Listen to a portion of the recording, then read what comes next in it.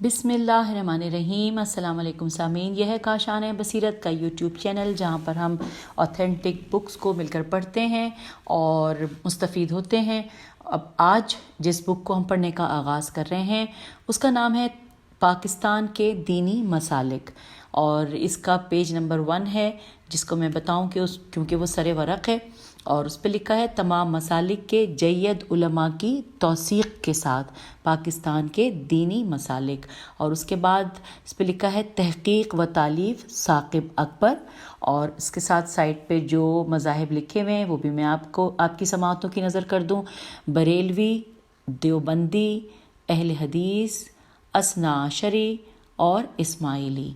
आइए हम अब अगले सफ़े की जानिब हम अपना सफ़र तय कर रहे हैं। नंबर 2 पेज खाली है, नंबर 3 भी खाली है और नंबर 4 पे भी कुछ नहीं है। नंबर 5 से इसकी बाकायदा लिखाई का आगाज़ हुआ है। इसमें ऊपर लिखा है कि तमाम मसालिक के जय्यद उलमा की तौसीक़ के साथ पाकिस्तान के दीनी मसालिक, तहक़ीक़ व तालीफ़ साक़िब अकबर, और फिर उसी तरह उन तमाम मज़ाहिब के नाम लिखे हुए हैं। फिर हम आ गए हैं पेज नंबर 6 पर और लिखा है कि जुमला हुकूक़ बहक़ नाशिर महफूज हैं, और पेज नंबर 6 के ऊपर बड़ा बड़ा बिस्मिल्लाहिर्रहमानिर्रहीम लिखा है। और उसके बाद इसके बारे में जो तफसीलात हैं वो मैं आप तक पहुंचा रही हूँ, वो इसी सफ़े पे यानी कि पेज नंबर 6 पर लिखा है। नाम किताब पाकिस्तान के दीनी मसालिक, तहक़ीक़ व तालीफ़ साक़िब अकबर, तारीख़ अशात दिसंबर 2010, तबात अव्वल, तादाद 1100, टाइटल हैदर नकवी, कंपोजिंग इकराम हुसैन, और उसके नीचे लिखा है नाशिर अल बसीरा, 299 स्ट्रीट 76 G93 इस्लामाबाद, और टेलीफ़ोन नंबर हैं 0512851 और दूसरा नंबर है 05128533382, और इसके नीचे लिखा है ईमेल murtaza@albasira मैं इसकी आपको मतलब स्पेलिंग बताती हूँ, albasira.com। पहले मैं पढ़ के पूरा सुना दूँ। publications@albasira.com, नीचे लिखा है वेब www.albasira.com। अब मुझे आपको इसमें जो स्पेलिंग बतानी है वो मुर्तज़ा अलबसीरा की है। ये सब स्मॉल हैं, MURTAZA, मुर्तज़ा@albasira, ALBASIRAH, ये भी सब स्मॉल में है, और .com। और अब हम नेक्स्ट पेज की जानिब चलते हैं जो कि है पेज नंबर 7। यहाँ पे मेन हेडिंग लिखी है तकदीम, ते काफ दाल ये मीम, लिखा है करारदाद मकासद में जो अब दस्तूर पाकिस्तान का हिस्सा है, इस अज़्म का इजहार किया गया है कि पाकिस्तान अदल इमरानी के इस्लामी उसूलों पर मबनी एक जमहूरी मुमलिकत होगी, जिसमें ऐसा निज़ाम कायम किया जाएगा जो जमहूरियत, आज़ादी, मसावात, रवादारी और समाजी इंसाफ के उसूलों का पासदार होगा। इन्हीं अज़ाइम की तकमील के लिए इस्लामी नज़रियाती कौंसिल का क़याम अमल में आया। दस्तूर पाकिस्तान की रूह से मजलिस शूरा और सूबाई असम्बलियों से ऐसे ज़राए और वसाइल की सिफारिश करना कौंसिल का पहला फ़र्ज़ मनसबी है जिनसे पाकिस्तान के मुसलमानों को अपनी ज़िंदगियाँ इनफरादी और इज्तिमाई तौर पर हर लिहाज से इस्लाम के उन उसूलों और तसव्वुरात के मुताबिक ढालने की तरगीब और इमदाद मिले कि जिनका कुरान पाक और सुन्नत में तयन किया गया है। नेक्स्ट पैराग्राफ है कि ज़बानों का तनव्वु, मकामी सकाफ़तों की रंगारंगी, कदीम मज़ाहिब व अदियान का विरसा, मुख्तलिफ दीनी मसालिक की मौजूदगी और इस इख्तिलाफ में हम आहंगी पाकिस्तान का तुर्रे इम्तियाज़ रहा है। अलबत्ता माज़ी करीब में इन इख्तिलाफ़ात में शिद्दत आई तो इस्लामी नज़रियाती कौंसिल ने इन रुझानात का तज्ज़िया ज़रूरी समझा। मौजूदा रिपोर्ट इसी की कोशिश का नतीजा है। नेक्स्ट पैराग्राफ में है कि इस्लामी नज़रियाती कौंसिल अब तक 100 से ज़्यादा रिपोर्टें हुकूमत पाकिस्तान को पेश कर चुकी है। उनमें 28 सालाना रिपोर्टों के अलावा 40 से ज़्यादा रिपोर्टें पाकिस्तान में राइज कवानीन पर नज़रसानी से मुताल्लिक़ हैं। उनमें दस्तूर के तकाज़े के मुताबिक एक हतमी रिपोर्ट 1998 में शाया की गई थी और दूसरी जामे रिपोर्ट 2008 में हुकूमत को पेश की गई, जिसमें उन कवानीन की मुकम्मल फहरिस्त शामिल है जिन पर कौंसिल ने अब तक नज़रसानी की है। नेक्स्ट पैराग्राफ में हम پڑھنے جا رہے ہیں. لکھا ہے ان رپورٹوں کے علاوہ کونسل نے مختلف سماجی، سیاسی، معاشرتی اور دینی مسائل پر مندرجہ ذیل خصوصی رپورٹیں بھی پیش کی ہیں. بلا سود بینکاری 1982 میں، ذرائع ابلاغ عامہ 1982، نظام تعلیم 1982، نظام حکومت 1983، نظام عدل 1984، خاندانی منصوبہ بندی 1984، نظام معیشت 1984، اسلامی معاشرت 1984، آئینی اصلاحات 1991، نظام بیمہ 1992، دہشت گردی 2006، آزادی نسواں 2007، مستقبل کا لائحہ عمل 2009، اصلاح قیدیاں و جیل خانہ جات 209، آئلی قوانین 209، اسلام اور انتہا پسندی 209، گھریلو تشدد 210، رشوت ستانی 210۔ یہ پیراگراف مکمل ہوا۔ نیکسٹ پیراگراف میں لکھا ہے کہ جب 1980 میں فرقہ واریت نے سر اٹھایا تو کونسل نے ملی اور دینی یکجہتی کے مسائل پر غور کرتے ہوئے اسلامی معاشرت کے خد و خال واضح کیے۔ بدقسمتی سے فرقہ واریت کا مسئلہ گھمبیر ہوتا گیا۔ 1990 کی دہائی میں اس نے تشدد اور انتہا پسندی کی شکل اختیار کر لی۔ کونسل نے 2005 میں اس مسئلے پر کام شروع کیا۔ دہشت گردی اور انتہا پسندی کے موضوع پر 2 تجزیاتی رپورٹوں میں یہ بات سامنے آئی کہ مسلک پرستی اور مسلکی منافرت کی بڑی وجہ مختلف دینی مسالک سے عدم واقفیت اور اس لا علمی کی بنیاد پر مبنی تعصبات ہیں۔ اس ضرورت کو محسوس کرتے ہوئے 2005 میں یہ منصوبہ تشکیل دیا گیا کہ پاکستان میں موجودہ دینی مسالک کا ایک تعارف شائع کیا جائے جو ان مسالک کی معتمد کتابوں اور ان کے رہنما علماء کی آراء پر مبنی ہو۔ ہم آگے ہیں پیج نمبر 8 پر۔ غیر متوقع طور پر اس منصوبے کی تکمیل میں بہت سے مشکلات پیش آئیں۔ ہم نے مسلک کے رہنما علماء کو اپنے مسلک کا غیر جانبدارانہ تعارف لکھنے کے لیے آمادہ کرنا جوئے شیر لانے کے بھی مشکل پایا۔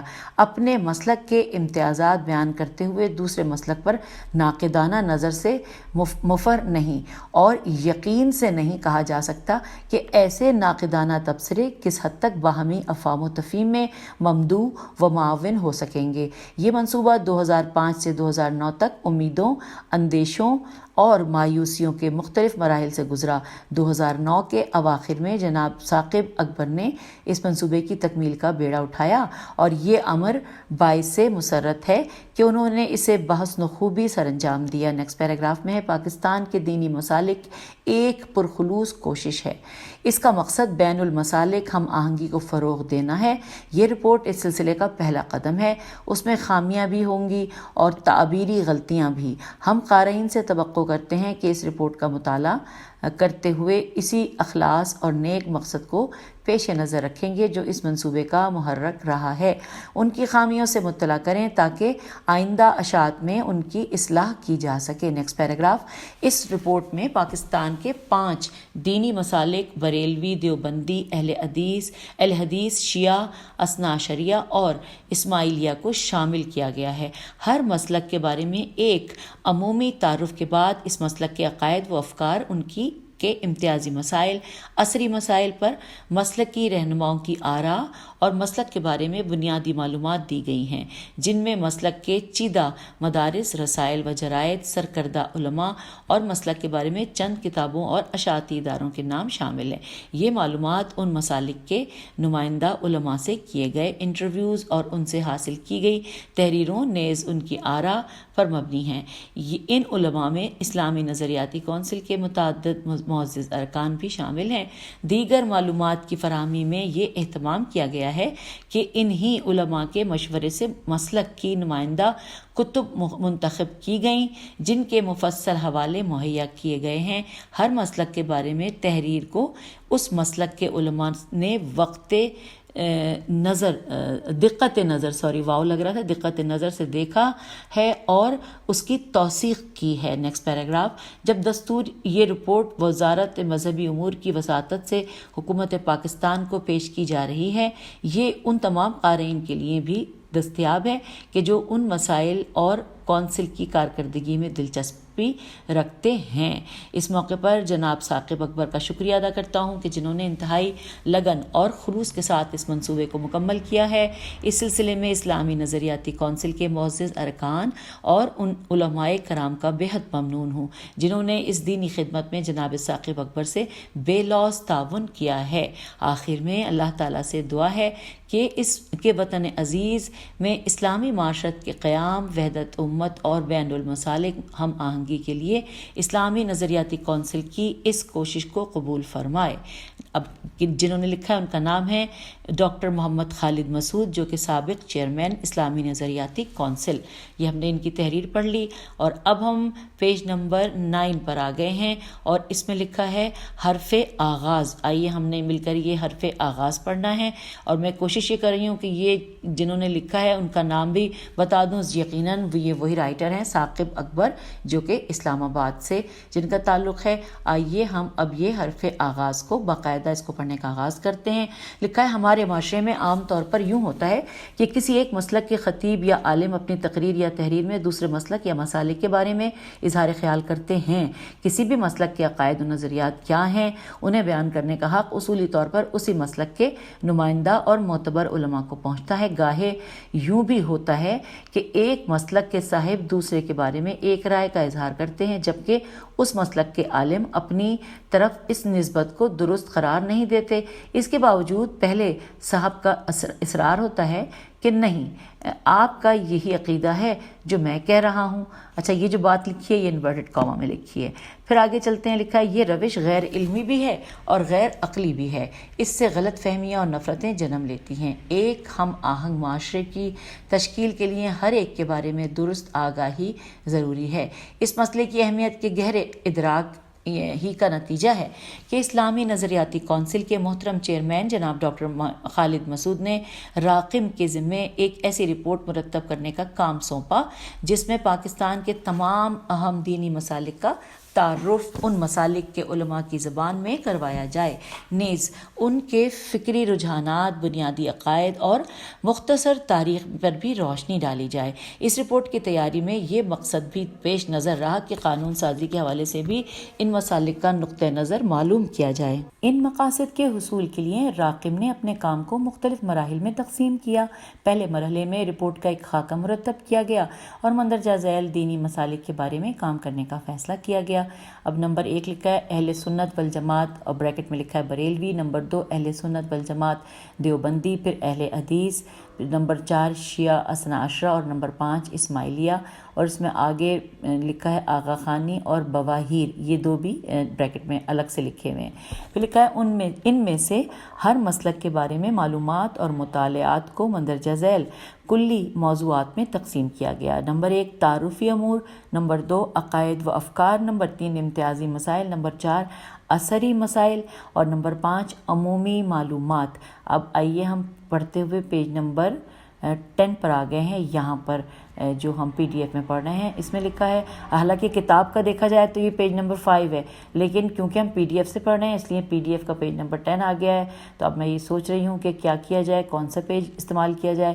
چلیے دیکھتے ہیں، آگے چلتے ہیں۔ لکھا ہے کہ دوسرے مرحلے میں ہر مسلک سے متعلق ضروری کتب اور مواد کی فراہمی ناگزیر تھی۔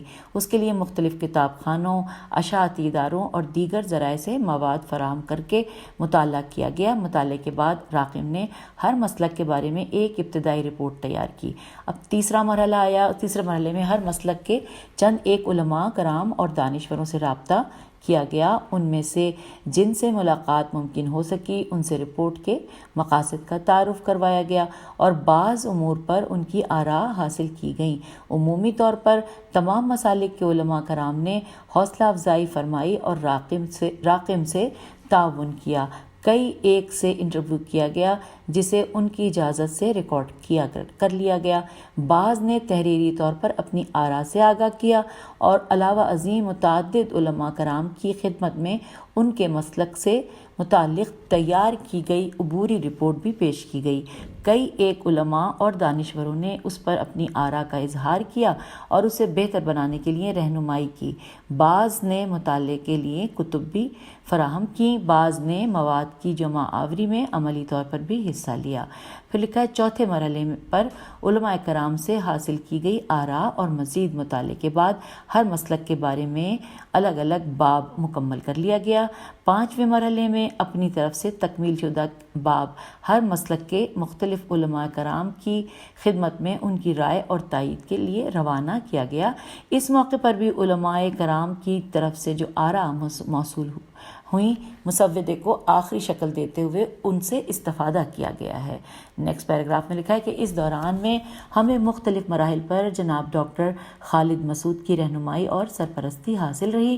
جن علماء کرام کی آراء سے اس رپورٹ کی تیاری میں استفادہ کیا گیا ہے، ان کے اسماء گرامی مسالک کے بارے میں دیے گئے ابواب کی ترتیب سے درج ذیل۔ میں دوبارہ پڑھتی ہوں اس لائن کو کہ جن علماء کرام کی آراء سے اس رپورٹ کی تیاری میں استفادہ کیا گیا ہے، ان کے اسماء گرامی مسالک کے بارے میں دیے گئے ابواب کی ترتیب سے درج ذیل ہیں۔ جناب مولانا مفتی محمد صدیق ہزاری، رکن اسلامی نظریاتی کونسل۔ پھر ہیں جناب مولانا مفتی غلام مصطفیٰ رضوی، رکن اسلامی نظریاتی کونسل۔ پھر ہیں جناب مفتی گلزار احمد نعیمی، رئیس جامعہ نعیمیہ اسلام آباد۔ پھر ہیں جناب سینیٹر مولانا محمد خان شیرانی، رکن اسلامی نظریاتی کونسل و امیر جمعیت علماء اسلام، اور بریکٹ میں لکھا ہے فے، اور اس کے آگے لکھا ہے بلوچستان۔ پھر اگلے ہیں جناب مولانا انوار الحق حقانی، سربراہ شیعہ تعلیمات دارالعلوم حقانیہ اکوڑہ خٹک۔ پھر ہیں جناب مولانا مفتی غلام الرحمان، رئیس جامعہ عثمانیہ اور پشاور۔ پھر نیکسٹ ہے جناب مولانا حافظ ظفر اللہ شفیق، خطیب جامع مسجد خالد کیولری گراؤنڈ لاہور و صدر شعبہ اسلامیات ایچیسن کالج لاہور۔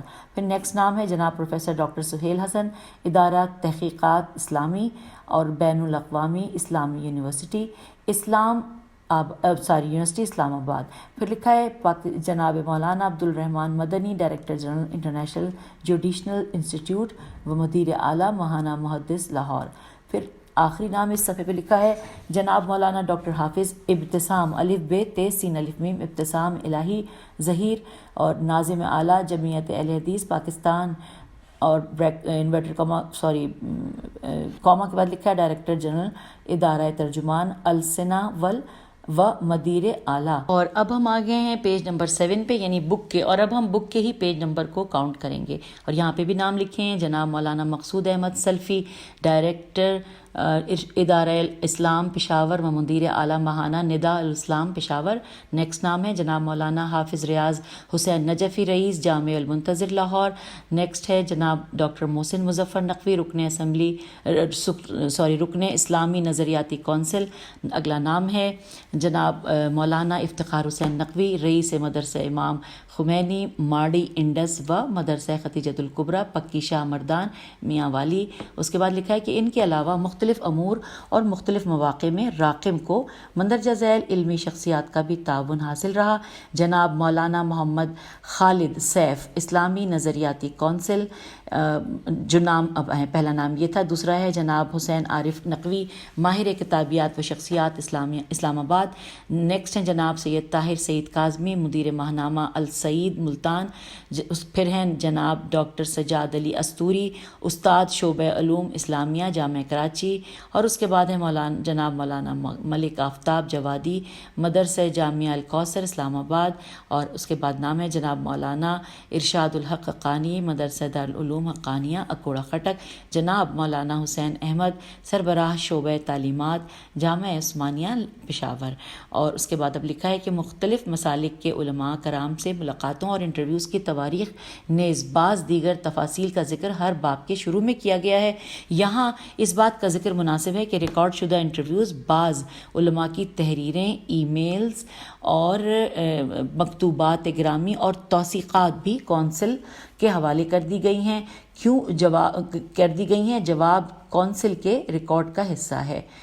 جو اب کونسل کے ریکارڈ کا حصہ ہیں، اور بریکٹ میں لکھا گیا کہ البتہ ان میں سے ہر ایک کی کاپی راقم کے دفتر میں بھی محفوظ ہے، اور یہاں پر یہ بریکٹ کلوز ہو گیا ہے۔ نیکسٹ آگے لکھا ہے کہ علاوہ ازیں جناب مولانا سمیع الحق، جناب علامہ سید ساجد علی نقوی اور جناب مولانا سینیٹر جج ساجد میر سے ملاقاتیں ہوئیں اور انہوں نے راقم کی حوصلہ افزائی فرمائی، اگرچہ ان سے انٹرویو نہ کیا جا سکا۔ اب نیکسٹ پیراگراف ہے کہ کراچی میں اسماعیلیہ بریکٹ میں لکھا ہے کہ آغا خانی مسلک کے اسٹڈی سرکلز نے بھی بعض ضروری دستاویزات کی فراہمی میں تعاون کیا، نیز بہرہ مسلک کے فعال شخصیت جناب منصور بھائی بریکٹ میں لکھا ہے راولپنڈی کا تعاون بھی راقم کو حاصل رہا۔ جناب ڈاکٹر خالد مسعود نے بتایا کہ منصوبے کی ابتدا میں اسماعیلی اسٹڈیز لندن کے ڈائریکٹر جناب عظیم نون جیم چھوٹیے نے اپنے مسلک کے بارے میں کچھ مواد فیکس کیا تھا۔ افسوس ہے کہ وہ کونسل کے ریکارڈ سے دستیاب نہ ہو سکا۔ اب جو ہیں 4 لائنیں یہ بریکٹ میں لکھی ہیں۔ معلوم ہوا ہے کہ بہت بعد میں اسماعیلی اسٹڈیز کی طرف سے کچھ کتابیں ارسال کی گئی ہیں اور تقاضا کیا گیا ہے کہ ان سے استفادہ کیا جائے۔ راقم نے اس کے بارے میں جو مواد شامل کیا ہے اس کے حوالہ جات متعلقہ مقام پر موجود ہیں۔ آئندہ اشاعت میں مذکورہ کتب کو بھی پیش نظر رکھا جائے گا، اور یہاں پر بریکٹ کلوز ہو گیا ہے۔ اور نیکسٹ جو پیراگراف ہے اس میں لکھا ہے اسلامی نظریاتی کونسل کی طرف سے پیش نظر رپورٹ اپنی نوعیت کی ایک کوشش تھی۔ اس سلسلے میں مزید اور وسیع تر کام کی گنجائش بھی ہے اور ضرورت بھی ہے۔ اس دستاویز میں بیانیہ اسلوب اختیار کیا گیا ہے۔ اس تالیف کا ہدف چونکہ مختلف مسالک کی آراء کو دیانتداری سے پیش کر دینا تھا، لہٰذا اگر منفقات لکھا ہے میم نون فے قاف الف تے، اس میں نے ہجے آپ کو کر کے اس لیے سنائی کہ ہو سکتا ہے کہ میں نے تلفظ میں کچھ غلطی کی ہو، تو میں نے ہجے کر دیے کہ اگر منفقات کی یا متفقات ہو سکتا ہے، میم تے بھی ہو سکتا ہے کیونکہ ایک جملہ ایسا ہے۔ بہرحال چلیے جی، اگر متفقات کی کثرت اور تکرار دکھائی دے تو اچنبے کی بات نہیں ہونا چاہیے، اس لیے کہ سب وسیع تر اسلامی برادری کا حصہ ہیں، اور اگر کہیں مختلفات نظر پڑ جائیں تو یہی کسی مسلک کی جداگانہ شناخت کا سبب ہیں۔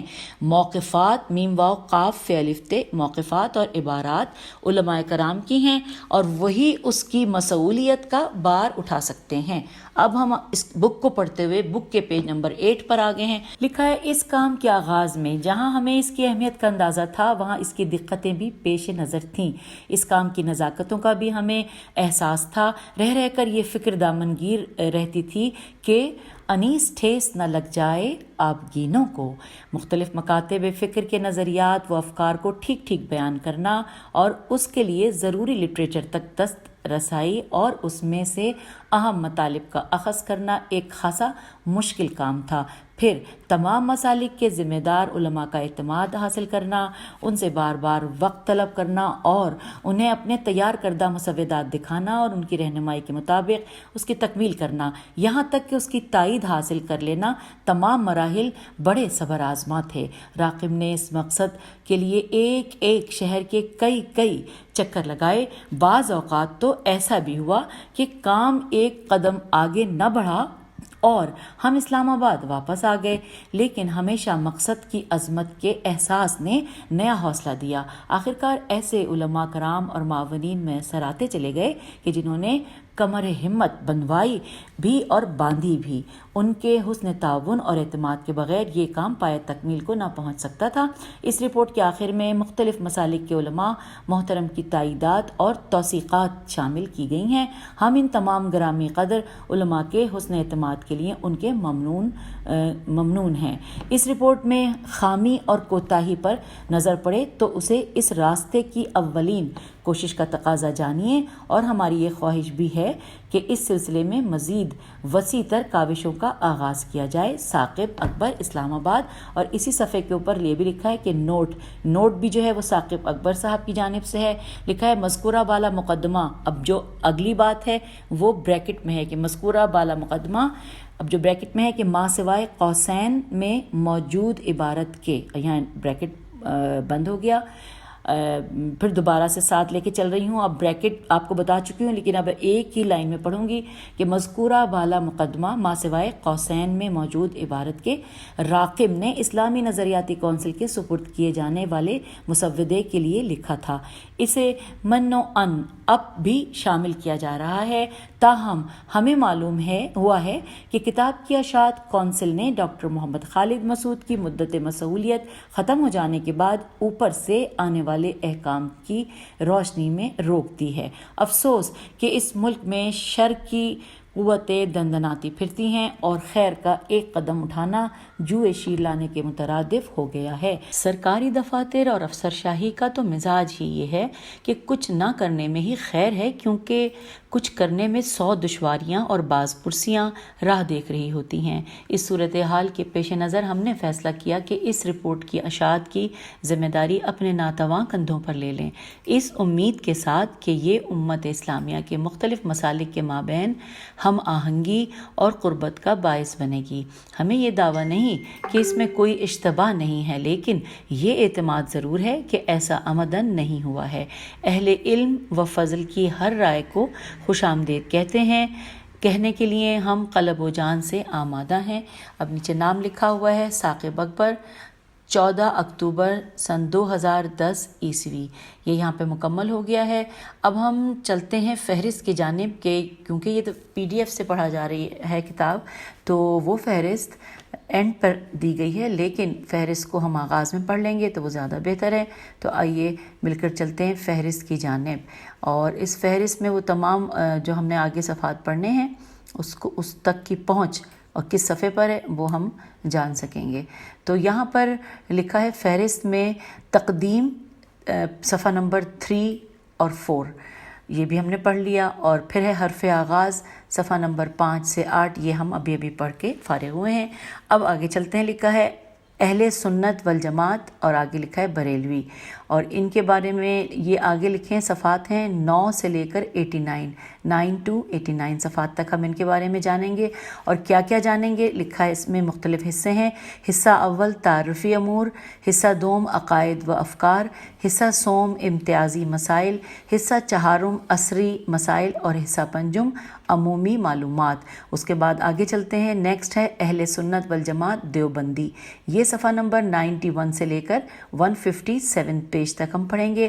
اور اس میں جو حصے ہیں وہ بھی بیان کرتی چلوں. حصہ اول تعارفی امور، حصہ دوم عقائد و افکار، حصہ سوم امتیازی مسائل، حصہ چہارم عصری مسائل، حصہ پنجم عمومی معلومات. اس کے بعد پھر نیکسٹ آگے چلتے ہیں.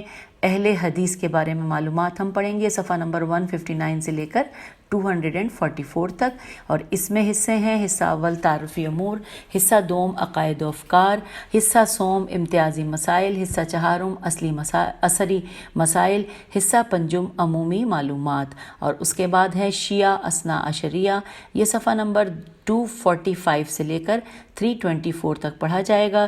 حصہ اول میں تعارفی امور ہوں گے، حصہ دوم عقائد و افکار، حصہ سوم امتیازی مسائل، حصہ چہارم عصری مسائل اور حصہ پنجم عمومی معلومات. اور اس کے بعد ہے اسماعیلیہ، اور یہ ہے صفحہ نمبر 325 سے لے کر 382 تک. اور اس میں بھی ہم پڑھیں گے حصہ اول تعارفی امور، حصہ دوم عقائد و افکار، حصہ سوم عصری مسائل اور حصہ چہارم عمومی معلومات. اور اس کے بعد پھر ہم آخر میں جو ہے وہ پیج نمبر 384 سے لے کر 400 تک جو ہے ہم پڑھیں گے توثیقات و دستاویزات. تو یہ فہرست میں جو کچھ معلومات تھیں وہ آپ تک پہنچا دیں، آپ کے گوش گزار کر دیں. اور اب ہم انشاءاللہ کیونکہ جو مذاہب ہیں ان کے بارے میں 1 by 1 پڑھنا شروع کریں گے، اور سب سے پہلے ہم پڑھیں گے اہل سنت والجماعت بریلوی کے حوالے سے. تو انشاءاللہ اگلی آڈیو میں ہم ساتھ مل کر پڑھنے کا آغاز کریں گے، کیونکہ جو ہم آغاز کریں گے تو ایک تسلسل قائم رہے گا. تو اس لیے اس آڈیو میں اجازت دیجیے. خدا حافظ، فی امان اللہ.